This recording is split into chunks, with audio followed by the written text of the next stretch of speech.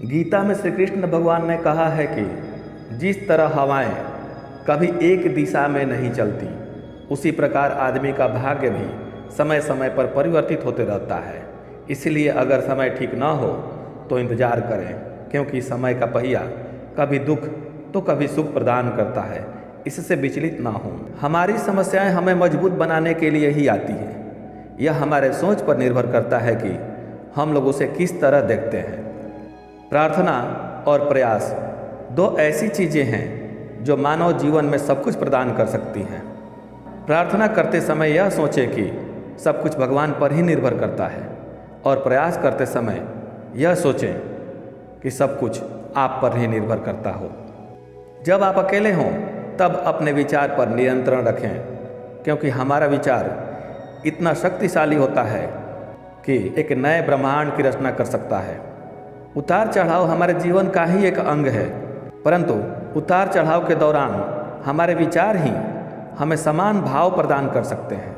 जैसे हम ऊंचाई पर चढ़ते हैं तो हमें झुकना पड़ता है, और उतरते समय सीधे खड़े होकर उतरते हैं। वैसे ही अपने जीवन में जब ऊंचाई की ओर जानी हो तो झुकना अनिवार्य हो जाता है, तथा जब परेशानी आए तो उसमें हमें डट कर सामना करना चाहिए। जीवन में बुरा समय आना भी अति आवश्यक है, क्योंकि यह हमें अपनों से पहचान करवाता है। नए दिवस का नई किरणों के साथ आना जितना सत्य है, उतना ही भाग्य का उदय होना भी सत्य है। इसलिए धीरज की डोर कभी ना छोड़ें।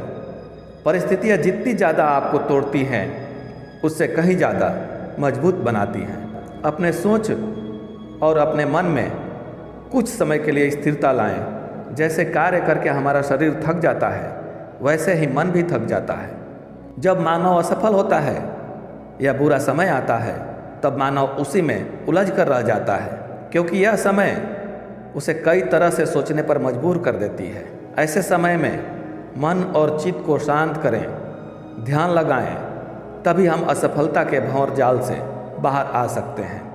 उन असफलताओं के बोझ तले दबने के बजाय सफलताओं पर विचार करें।